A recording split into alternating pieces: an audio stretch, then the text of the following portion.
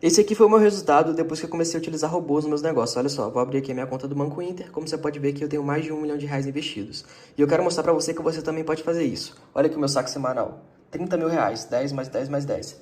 Você também pode ter esses mesmos resultados se você seguir as estratégias corretas. Clica no botão aqui embaixo desse vídeo, vem comigo que eu vou te mostrar como que você pode fazer isso. Cancele Paz. E as atrizes pornô nunca sofrem uma certa violência? O tempo inteiro. Eu assisto um filme pornô, às vezes eu tenho vontade de ligar. Meu Deus do céu, estão machucando a moça. Por favor, parem. Só que, veja, aí é toda uma construção de que ela tá na indústria. Ela entende aquilo, né? Aquilo faz vender. Então, ela sofre violência. Tem muitas mulheres que saíram do pornô, que tem canais no YouTube, que elas dão depoimento de como é essa indústria. Existe até um movimento de um tal de um pornô feminista. Não sei se você já ouviu falar.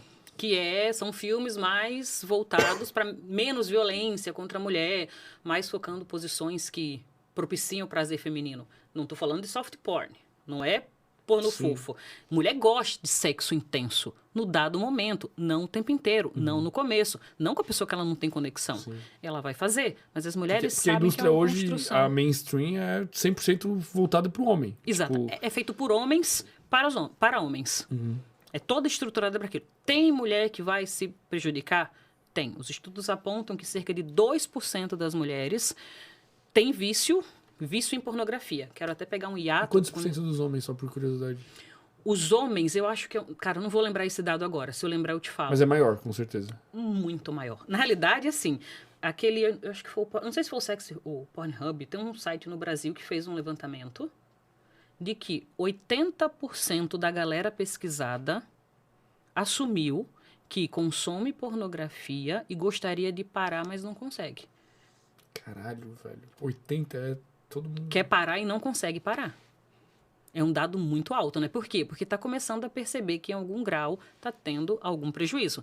Na ciência, a gente não vai falar ainda sobre vício em pornografia. Não existem dados nosológicos ainda que nos apontem a dizer, não, existe esse vício, vamos pensar num protocolo. Existem pesquisas muito avançadas, existem associações que a gente faz entre comportamentos altamente dopaminérgicos ligados à pornografia, e esse vínculo. Já existe essa cola, a gente já está vendo o movimento acontecer. Então, por isso, existem tão poucos profissionais aptos a lidar com essa queixa, porque não existe protocolo. A gente está tateando no que está trazendo mais resultado. E as neurociências acabam abraçando. Eu encontrei a neurociência buscando material para isso. Eu, enquanto sexóloga, eu já recebi pacientes no meu consultório que falava para mim aquele discurso, só que eu não conseguia ouvir ele. Eu não conseguia entender que aquilo que ele estava me trazendo era vício em pornografia. E eu procurava nos livros e eu estudava, nenhuma disfunção encaixava. E eu ficava, meu Deus, o que é isso? E aí foi quando eu encontrei as neurociências e começou a me explicar. Aí veio essa questão da dopamina. Aí encontrei aquele livro do Gary, não sei o quê, O Seu Cérebro no Pornô. Cara, se vocês têm alguma questão com isso, leiam sobre isso. Ele tem uma frase que eu acho sensacional. Ele fala assim que o pornô, ele entra no teu cérebro como uma agulha, mas para sair é um anzol. Caralho, velho. Resume o livro isso aí. E aí ele explica, ele traz alguns dados neurocientíficos. Então, eu vi aqueles dados, aí eu ia buscar nos livros das neurociências se aquilo tinha fundamento, porque era tão bizarro, era tão óbvio. Eu fiz, cara, olha o que a indústria pornô faz. Eles pegam desse conhecimento, convertem. Isso é real. Daí eu fui lá pro livro do Bea, eu fui ler o Robert Lent, lá, fui pesquisar na base, e é real. Então, todos esses artifícios do gosto adquirido, daquelas coisas discrepantes, de você oferecer estímulo, de fazer você ficar viciado. E tu acha que em algum momento, num futuro próximo, vai ser mapeado e protocolado isso? Vai porque as evidências... O fato está aí. Sim. Tem muita correlação. A gente vai falar, tem uma correlação ali do que está acontecendo, dos sintomas, da relação das pessoas que se afastam daquilo. Porque o que a gente primeiro precisa observar? Está tendo prejuízo? Onde? Quando? O que faz a gente avaliar se a pessoa tem um transtorno ou não? Quais são os prejuízos? Ele está tendo prejuízo no trabalho, na vida pessoal, na rotina, consigo, no relacionamento?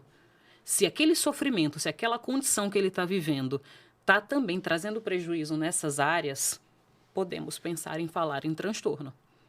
E o mesmo está acontecendo, a gente só não tem um nome. Dentro da área, a gente vai olhar como algo entre compulsão e hipersexualidade, que existem protocolos. Só que a ciência não está avançando e ela não avança conforme a sociedade. Então, acho que vai mais aí uns 20 anos. Agora me diz, quantos serão prejudicados? E quantos outros transtornos talvez a gente tenha em 20 anos, cara? Porque praticamente...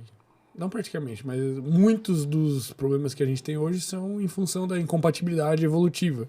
Exatamente. E daí a gente tem que pensar até que ponto o avanço tecnológico é bom. A gente está vivendo melhor? A gente está mais feliz? A gente precisa ir para Marte? A gente precisa de inteligência artificial? Cara, e o que é o que eu acho bacana, o que é a semente disso?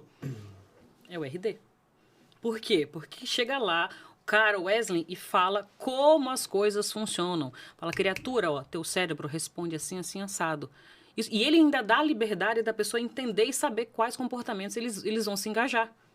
Então, veja, você ter esse conhecimento, que é o que a gente tem hoje, o que a gente vai ter hoje? É o cara, é o Wesley, é o professor Andrei, é a galera das neurociências que vai falando e explicando, viralizando aqui, e o menininho entendendo, porra. E aí o menino vai por conta própria. A maioria dos meus pacientes com vício em pornografia são meninos ali entre 19 e 23 anos que juntam dinheiro para fazer uma consulta comigo. Eles me procuram, pegam o valor da consulta, beleza, Gabi, eu vou me programar, daqui a tantos meses eu volto. Isso é irado já de ver esse movimento, né? Porque eles estão desesperados, eles não têm ajuda, as pessoas... Chega no médico, não sabe o que fazer. Eu, enquanto sexóloga, especialista em sexualidade, eu não soube o que fazer um dia. E as pessoas, os outros profissionais também não sabem. Eu fui correndo atrás. E eu fui me afiliando em quem estava andando por aí. Tem uma professora que eu admiro bastante, a doutora Aline Sardinha. Ela pegou as terapias cognitivas e ajustou e fez uma terapia cognitiva sexual. Onde ela forma profissionais, uma formação longa, e habilita os profissionais a lidar com isso. Tu tá estudando isso? Sim, eu sou aluna dela. Tu é aluna dela. Eu sou aluna dela, Mas tu peguei ainda muito com ela. aluna. Sou aluna dela, sou aluna do Wesley. Mas é uma formação longa? É continuada. É um time que a gente entendi. tem de profissionais. É porque como é um conhecimento que tá é um conhecimento de ponta, assim, tipo, tá rompendo a barreira científica, vamos dizer, não é um conhecimento consolidado. Exatamente. Vocês estão ali.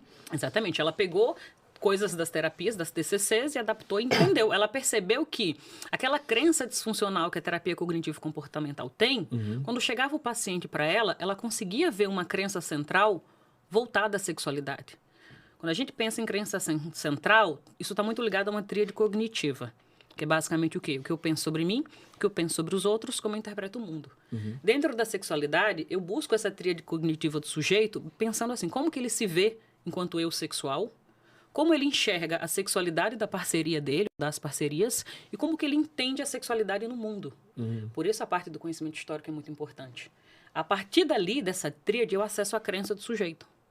E aí, identificada essa crença, a gente vai ver. Tem crenças intermediárias, tem pensamentos automáticos que vão moldar o comportamento sexual da pessoa. Pô, entendi. Pô, muito foda, pô. Muito foda. Muito irado. Nossa. Como é que é o nome dessa moça que Doutora Aline Sardinha. Chama ela aqui um dia. Vou chamar ela aí. Cara, ela é foda.